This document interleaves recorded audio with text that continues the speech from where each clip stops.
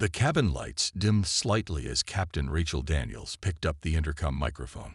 Her voice crackled through the speakers, calm but commanding, instantly drawing the attention of every passenger aboard Flight 247. "Ladies and gentlemen," she began, her tone warm yet firm, "this is your captain speaking. First, I want to thank you all for choosing to fly with us today. We're currently cruising at 35,000 feet, and the weather ahead looks clear." For a moment, it seemed like a routine announcement, until Rachel paused, letting the silence stretch just long enough to pique curiosity. Passengers who had been flipping through magazines or scrolling on their phones glanced up, intrigued. Something in her voice suggested this wasn't going to be an ordinary update. "I'd like to take a moment to share something important with you," Rachel continued, her words deliberate. "Among us today is a very special passenger, a man whose life's work has inspired countless others and broken barriers that once seemed impossible to overcome." She paused again, allowing her statement to sink in. Murmurs rippled through the cabin as people began looking around, trying to figure out whom she was referring to.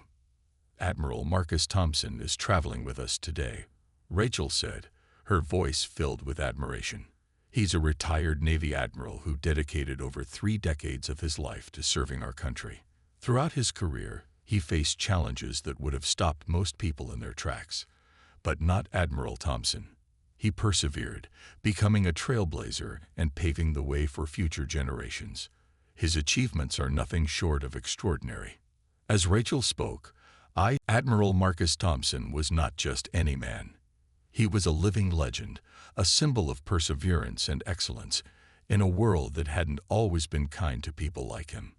Born into a modest family in a small coastal town, Marcus had grown up watching ships sail across the horizon, dreaming of one day commanding them himself. Little did he know then that his journey would not only take him across oceans, but also through storms of prejudice and doubt. From the moment he joined the Navy as a young recruit, Marcus faced challenges that went beyond physical endurance or tactical skills. His achievements were often questioned, his promotions scrutinized, and his presence in leadership roles met with raised eyebrows. But Marcus wasn't someone who backed down easily. Every challenge only fueled his determination to prove himself, not just for his own sake, but for those who came after him. Over the years, he became a trailblazer, breaking barriers and paving the way for others who looked like him. Now retired, Admiral Thompson carried himself with quiet dignity. His uniform might have been hung up, but his sense of duty remained intact. At 62 years old, he still stood tall, his salt and pepper hair neatly trimmed, his posture unwavering. People often said his eyes told stories, stories of battles fought, victories earned, and lessons learned. And today, as he prepared to board Flight 247, he felt a mix of excitement and nostalgia. The flight was taking him to a maritime leadership conference, where he'd been invited to deliver a keynote speech about diversity and inclusion in the armed forces. It was an honor, and Marcus intended to make the most of it. The airport buzzed with activity around him. Families reunited at baggage claim, business travelers hurried toward their gates, and tourists snapped photos by the large windows overlooking the runway. Admiral Thompson moved calmly through the crowd, his carry-on bag slung over his shoulder. He had arrived early, giving himself plenty of time to settle in before departure. As he approached the gate, he exchanged polite nods with the airline staff. They scanned his boarding pass without hesitation. Everything seemed normal. But what happened next would turn this ordinary trip into something unforgettable. For now, though, Marcus simply took his seat near the jet bridge, observing the scene around him. A mother struggled to calm her fussy toddler, while a businessman tapped furiously on his laptop nearby. The hum of conversation filled the air, punctuated by occasional announcements over the loudspeaker. Admiral Thompson leaned back slightly, allowing himself a rare moment of relaxation. He didn't know it yet, but this flight would test his patience and reveal the strength of human solidarity in ways he could never have imagined. As the minutes ticked by, passengers began boarding steadily. Some glanced curiously at the distinguished older man sitting quietly, perhaps wondering if they recognized him from somewhere. If they asked, Marcus would smile warmly and say, "Just another traveler." Yet, deep down, he knew his life's work spoke louder than words. What none of them realized was that soon, this plane ride would become more than just a journey. It would be a lesson in courage, respect, and standing up for what's right. As the plane taxied down the runway, Admiral Thompson sat in silence, his hands resting lightly on his knees. The hum of the engines filled the cabin, but it did little to drown out the thoughts swirling in his mind. He replayed the scene at the first-class divider over and over again, dissecting every word, every glance, every hesitation. It wasn't just about the seat. It never had been. It was about being treated as less than he was, as though his accomplishments could be dismissed with a shrug and a vague excuse. Around him, passengers settled into their routines. Some flipped through magazines or scrolled on their phones, while others closed their eyes, hoping to catch a nap before takeoff. But Marcus couldn't relax. His frustration simmered beneath the surface, not loud or explosive, but steady and unrelenting. He wanted to believe this was an isolated mistake, a glitch in the system, but deep down, he knew better. This wasn't the first time something like this had happened, and it likely wouldn't be the last. A young woman seated across the aisle caught his eye. She was probably in her late 20s, dressed casually in jeans and a hoodie, headphones dangling loosely around her neck. For a moment, she seemed to hesitate, glancing at him before quickly looking away. Was she avoiding involvement, or did she simply not understand what had transpired earlier? Marcus couldn't tell. Either way, he didn't blame her. People often preferred to stay out of conflicts that didn't directly affect them. What bothered him most was how easily such moments could go unnoticed. If no one spoke up, if no one questioned these small injustices, they would continue unchecked. And yet, Marcus also understood why many chose silence. Standing up for yourself, or someone else, required courage, especially when faced with authority figures or societal norms that favored conformity over confrontation. Even now, part of him wrestled with whether he should have pushed harder, demanded answers, or made a scene. But years of experience had taught him that anger rarely solved anything. It only clouded judgment and escalated tensions. The flight attendants began their safety demonstration, their practiced movements smooth and efficient. One of them paused near Marcus's row, offering a polite smile as she handed out pamphlets. "Is there anything I can get for you, sir?" she asked warmly, her tone genuine. Marcus shook his head, returning the gesture with a faint smile of his own. "No, thank you," he replied softly. Her kindness was appreciated, but it didn't erase the sting of what had already occurred. As the plane lifted off the ground, Marcus leaned back against the seat, staring at the ceiling. He thought about all the times he'd been underestimated throughout his career. The sideways glances during meetings, the subtle exclusion from important conversations, the assumptions that his success was somehow accidental. Each memory felt like a pebble dropped into a pond, creating ripples that spread far beyond the initial impact. These experiences shaped him, yes, but they also weighed heavily on his spirit. Still, amidst the frustration, there was a flicker of hope.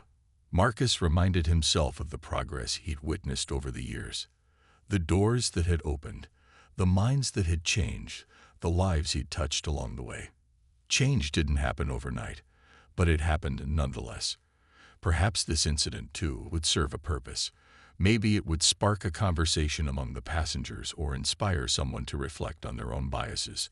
Or maybe, just maybe, it would prompt someone unexpected to step forward and make things right. Unbeknownst to Marcus, whispers were already spreading throughout the cabin. A middle-aged man seated near the front had overheard fragments of the earlier exchange and turned to share the story with his neighbor. "Did you hear about that guy?" he murmured, gesturing discreetly toward the back of the plane. "They said he got bumped from first class because of some system error. Sounds fishy to me." His companion nodded thoughtfully, glancing toward the rear of the aircraft. Word traveled quietly. carried by murmurs and sidelong glances, until nearly everyone on board seemed aware of the situation. Meanwhile, up in the cockpit, Captain Rachel Daniels completed her final checks before handing control to the autopilot. As she listened to the soft chatter filtering through the intercom, something about the energy in the cabin struck her as unusual. There was tension in the air, a quiet undercurrent of unease. Curious, she decided to investigate further once they reached cruising altitude. Little did anyone know, her instincts and her sense of justice were about to turn this ordinary flight into something extraordinary. As the plane taxied toward the gate, the energy in the cabin remained electric. Passengers gathered their belongings, but no one seemed eager to leave just yet. The events of the flight had created an unspoken bond among them, a shared experience that transcended age, background, and circumstance. Strangers who had boarded as individuals now felt like part of something bigger, a collective moment of humanity and solidarity. Before disembarking, several passengers approached Admiral Thompson to shake his hand or offer words of gratitude. The middle-aged woman with kind eyes clasped his hand tightly, her voice trembling slightly as she spoke.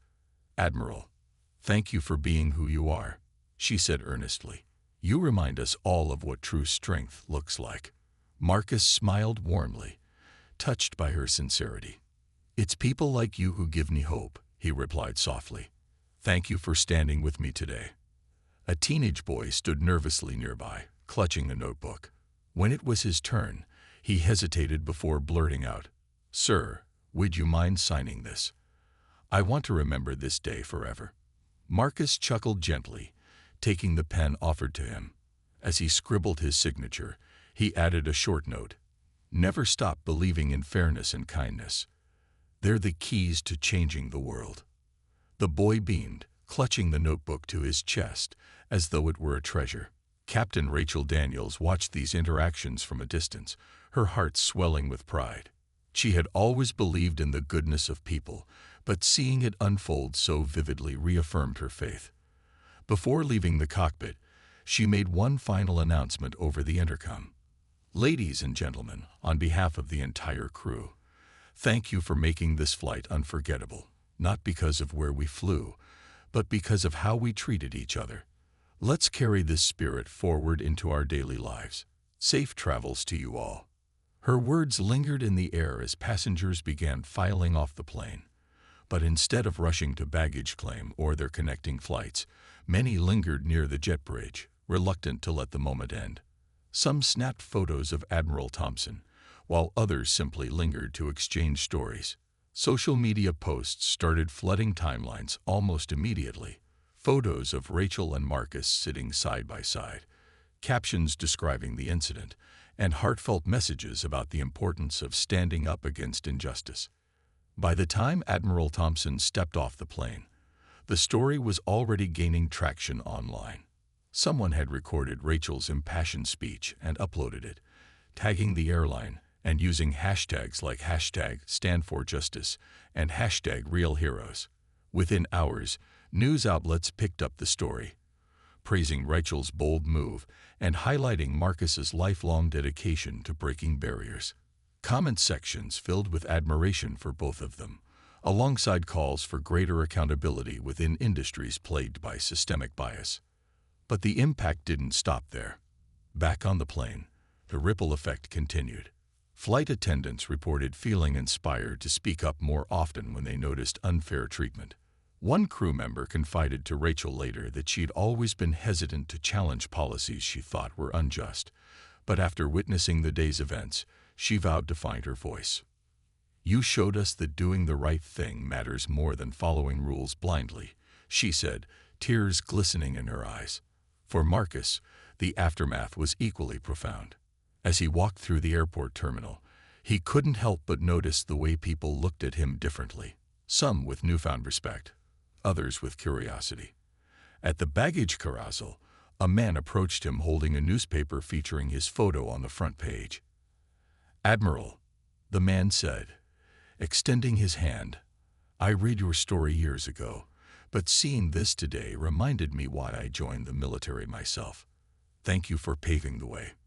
Marcus accepted the handshake graciously, humbled by the connection. Yet, despite the praise and attention, he remained grounded. This wasn't about fame or recognition. It was about sparking change, however small. He knew that moments like these, though powerful, were fleeting unless they inspired action. And indeed they did. In the days that followed, the airline issued a formal apology, acknowledging the oversight and pledging to review its reservation systems to prevent similar incidents in the future. They also announced plans to implement diversity training programs for staff, crediting the courage of passengers like Rachel and Marcus for bringing these issues to light. Meanwhile, Marcus received invitations to speak at conferences and schools across the country, sharing not only his own story, but also the lessons learned during that transformative flight. Perhaps most touching were the personal messa. The ripple effects of Flight 247 continued to spread far beyond the confines of the airplane, touching lives in ways no one could have anticipated. What had started as a single act of defiance, Captain Rachel Daniels, sitting beside Admiral Marcus Thompson in economy class, had grown into a movement that sparked conversations about fairness, respect, and equality.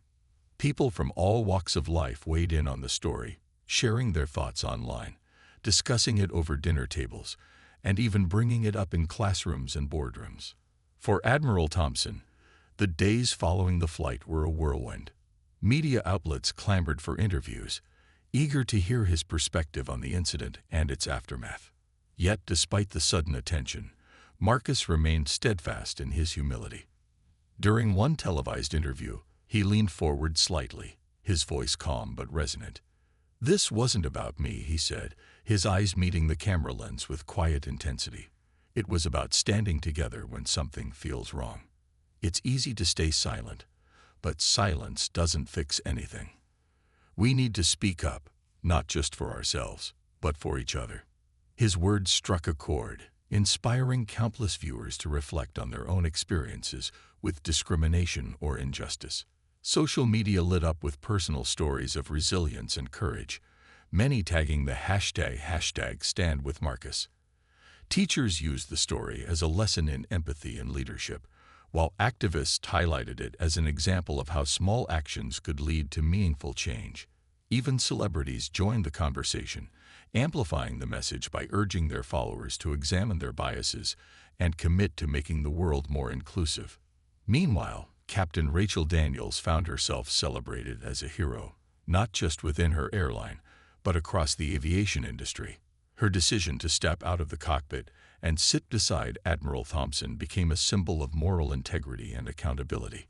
Aviation blogs praised her actions, calling her the pilot who flew higher than the skies, and emphasizing the importance of leading by example. Colleagues approached her at work, thanking her for reminding them why they chose careers dedicated to service. One junior pilot confided in her, saying, "You showed us that being a leader isn't just about flying planes. It's about doing what's right, even when it's hard." Rachel graciously accepted the praise, though she insisted she hadn't done anything extraordinary. "I just followed my gut," she told reporters during an interview. "When I saw Admiral Thompson treated unfairly, I knew I couldn't ignore it. If we want to see real change, we have to start somewhere. And sometimes that means taking a stand in the smallest, most unexpected places." Her honesty endeared her to millions, proving that true leadership came not from titles or authority, but from compassion and conviction. Back at the airline, executives scrambled to address the systemic issues exposed by the incident. They launched an internal investigation into the reservation system glitch and vowed to overhaul outdated processes that allowed such errors to occur. More importantly, they implemented mandatory diversity and inclusion training for all employees, ensuring that staff understood the impact of bias, whether intentional or not. In a press release, the CEO acknowledged the company's shortcomings and thanked both Rachel and Marcus for holding them accountable. "We're committed to learning from this experience," he wrote. "Our passengers deserve better, and so do our employees." But perhaps the most profound impact was felt among everyday people who witnessed the story unfold. Families discussed the importance of treating others with dignity and respect, regardless of race, gender, or background. Friends challenged one another to confront uncomfortable truths about privilege and prejudice. Schools organized assemblies to celebrate Admiral Thompson's legacy, inviting students to share their dreams of breaking barriers in their own lives. The flight had become more than a news headline. It was a catalyst for reflection and growth. Months later, Admiral Thompson stood before a packed auditorium at the Maritime Leadership Conference where his journey had originally been headed. As he delivered his keynote speech, his voice carried the weight of decades of experience, but also the hope inspired by recent events. "This fight doesn't belong to one person," he said, scanning the crowd. "It belongs to all of us. Every time someone stands up against injustice, they plant a seed, and those seeds grow into trees that shade future generations." As applause filled the room, Marcus glanced toward the back, spotting Rachel seated quietly among the audience. She gave him a subtle nod, her expression one of quiet pride. Together, they had shown the world that unity wasn't just possible, it was powerful. And though the road ahead would undoubtedly be long. As the boarding process continued, Admiral Thompson rose from his seat and made his way toward the front of the plane. His first-class ticket was safely tucked in his hand, a small rectangle that symbolized not just comfort, but also recognition of his status as a distinguished traveler. After all, he had earned it, not through privilege or luck, but through decades of hard work and sacrifice. Yet, as he approached the entrance to the first-class cabin, something felt off. The flight attendant stationed at the divider between economy and first class greeted him with a polite smile. "Good afternoon, sir," she said, her tone cheerful but distant. Marcus handed over his boarding pass without hesitation. She scanned it quickly, her expression shifting ever so slightly.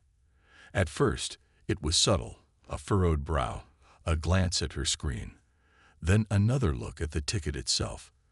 Then came the words that would stop him in his tracks. "I'm sorry, sir, but there seems to be an issue with your reservation." Marcus blinked, unsure if he'd heard correctly. "An issue?" he repeated calmly, though a flicker of unease passed through him. He leaned closer to get a better look at her screen. "This is my boarding pass," he explained patiently. "It clearly states I'm booked in first class." The attendant hesitated, glancing nervously at her colleague before turning back to him. "Yes, sir, I see that here," she said, pointing vaguely at her monitor. "But our system isn't showing the upgrade." It's possible there was an error during processing. Her voice carried a practiced politeness, but beneath it lay an undertone of dismissal. Marcus felt his jaw tighten. This wasn't unfamiliar territory for him. Throughout his career, he had encountered situations where his credentials were questioned or his achievements overlooked, simply because of the color of his skin. But this, on a flight where he had paid for and confirmed his seat, it stung more than he cared to admit. "I have documentation of the upgrade," he said firmly, pulling out his phone. He opened the email confirmation from the airline and showed it to her. The attendant glanced at it briefly but shook her head. "Sir, I understand, but we're following what the system says. Unless you can provide further proof, I'm afraid I'll need to ask you to take a seat in economy." Passengers behind Marcus began to shuffle uncomfortably, some pretending not to notice while others craned their necks to watch the unfolding scene. A few exchanged glances, silently debating whether to intervene or stay out of it. Marcus, however, refused to let frustration get the better of him. Taking a deep breath, he tried one last time. "Look, ma'am, I've traveled with this airline many times before. There's no reason for this discrepancy. Can you please check again?" The attendant sighed, tapping on her device once more. After a moment, she looked up, her expression unchanged. "I'm sorry, sir, but the system still doesn't reflect the upgrade. You'll need to move to economy." Her tone left little room for argument. For a brief second, Admiral Thompson considered escalating the matter. He could demand to speak to his supervisor, insist on verifying the records manually, or even refuse to board altogether. But years of discipline kicked in. He knew making a fuss wouldn't solve anything immediately, and the clock was ticking. The plane needed to depart on schedule.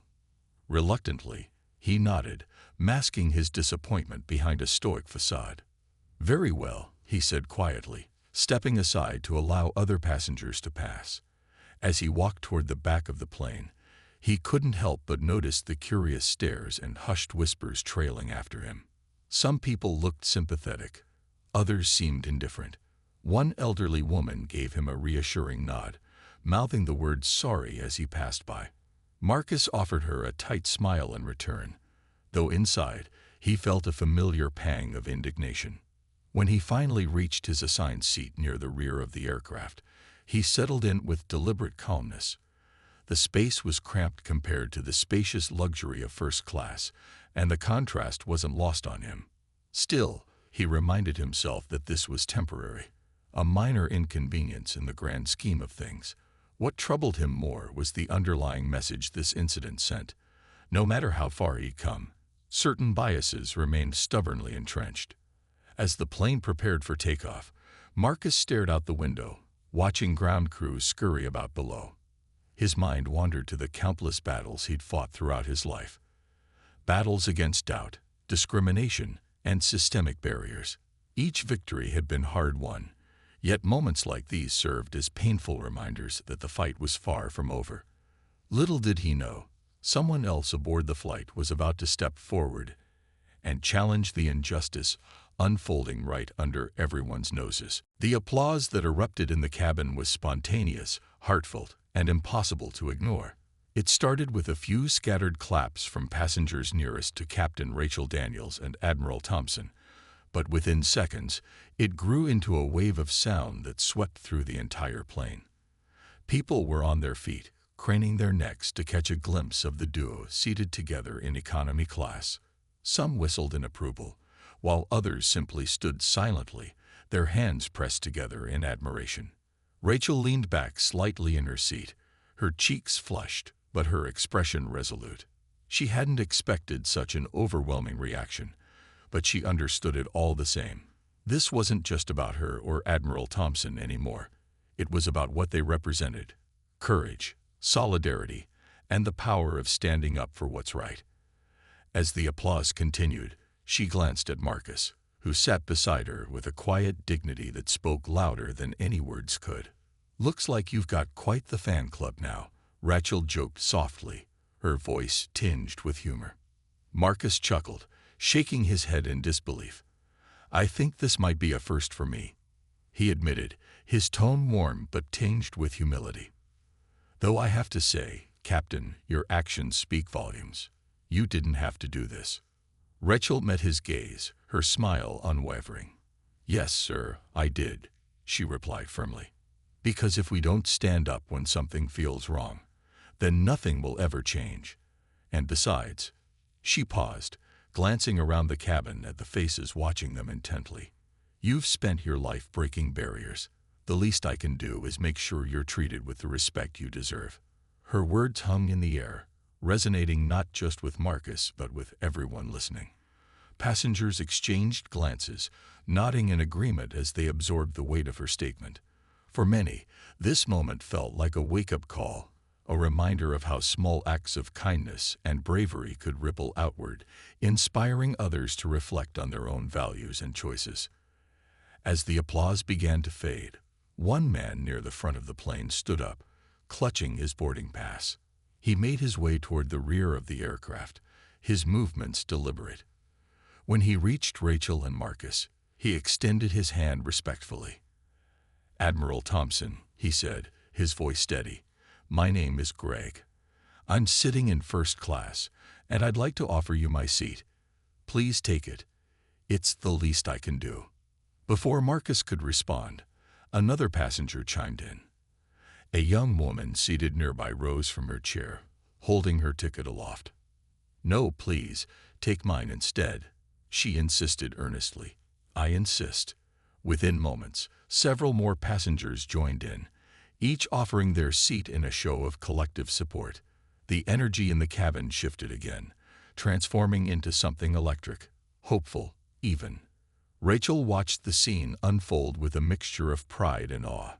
She hadn't anticipated this level of response, but it reinforced everything she believed about human nature. That deep down, most people wanted to do the right thing. They just needed someone to lead by example. Marcus raised a hand gently, signaling for calm. "Thank you all," he said, his voice carrying clearly despite its softness. "Your generosity means more to me than I can express. But I won't take anyone's seat, not because I don't appreciate the gesture, but because this isn't about me anymore. It's about what we've all learned here today." His words struck a chord. The passengers slowly returned to their seats, though the mood remained charged with emotion. Conversations bubbled up throughout the cabin as strangers introduced themselves to one another, sharing stories and reflections inspired by the events of the flight. A businessman struck up a conversation with a college student seated beside him, discussing the importance of advocacy in the workplace. An elderly couple reminisced about their own experiences with discrimination, marveling at how far society had come and how much further it still had to go. Meanwhile, Rachel stayed by Marcus's side, engaging him in quiet conversation. They talked about leadership, resilience, and the challenges of navigating a world that often resisted change. Despite their different backgrounds, one a decorated Navy admiral, the other a trailblazing pilot, they found common ground in their shared commitment to justice and equality. By the time the flight attendants began preparing for descent, the atmosphere on board had transformed completely. What had started as a tense and uncomfortable journey had evolved into something extraordinary, a testament to the power of empathy, unity, and courage. Passengers exchanged contact information, promising to stay in touch and continue the conversation sparked during the flight. Even the flight crew seemed moved, their interactions with passengers noticeably warmer and more genuine. Once the plane reached its cruising altitude and the seatbelt sign switched off, Captain Rachel Daniels took a moment to step out of the cockpit. She was known among her colleagues for her sharp instincts and strong moral compass. Over the years, she had built a reputation not just as a skilled pilot, but also as someone who cared deeply about fairness. Whether it was advocating for better working conditions for her crew or standing up for passengers during difficult situations, Rachel believed in doing what was right, even if it meant going against the grain. As she made her way through the narrow aisle, Rachel noticed something unusual. The usual buzz of conversation that filled planes mid-flight was quieter than normal. Passengers seemed distracted, their eyes darting toward the back of the cabin with subtle curiosity. Some whispered behind cupped hands, while others exchanged knowing looks. Something was clearly amiss. Rachel's gaze eventually landed on Admiral Thompson, seated near the rear of the plane. There was an air of quiet dignity about him, even as he sat upright in his economy-class seat, gazing out the window. His posture alone spoke volumes. He carried himself like someone accustomed to respect and authority. But why was he sitting here? First-class passengers were typically seated closer to the front, enjoying wider seats and extra legroom. Something didn't add up. Determined to get answers, Rachel approached one of the flight attendants stationed near the galley. "Hey, Sarah," she said softly, keeping her voice low so as not to draw attention. "What's going on back there? I feel like there's some tension in the cabin." Sarah hesitated for a moment, glancing over her shoulder before leaning in closer. "Captain, we had an issue earlier," she admitted quietly. "There was a passenger, a man, who had a first-class ticket, but our system flagged it as invalid. We asked him to move to economy, even though he showed us confirmation emails and everything. He handled it well, but..." She trailed off, clearly uncomfortable. Rachel frowned, her mind racing. "Who is this passenger?" she asked firmly. "He's an older gentleman, sir," Sarah replied. "He said he's a retired Navy admiral. Honestly, Captain, he seems really distinguished. But protocol says we follow the system unless we hear otherwise from above." Rachel felt a surge of frustration. Protocol was important, yes, but blind adherence to rules without considering context could lead to injustice, and that was something she refused to tolerate. "Thank you," she told Sarah, giving her a reassuring nod. Then, with purposeful strides, she headed toward Admiral Thompson's seat. When she reached him, Rachel crouched down slightly to meet his eye level. Her presence immediately caught his attention, and he turned to face her, his expression guarded yet polite. "Admiral Thompson," she began gently. "I'm Captain Rachel Daniels. May I speak with you privately for a moment?"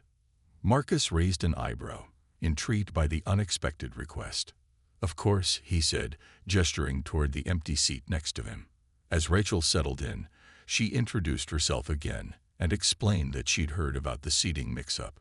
"Sir, I want to understand what happened," she said earnestly, "and I want to make sure we handle this properly."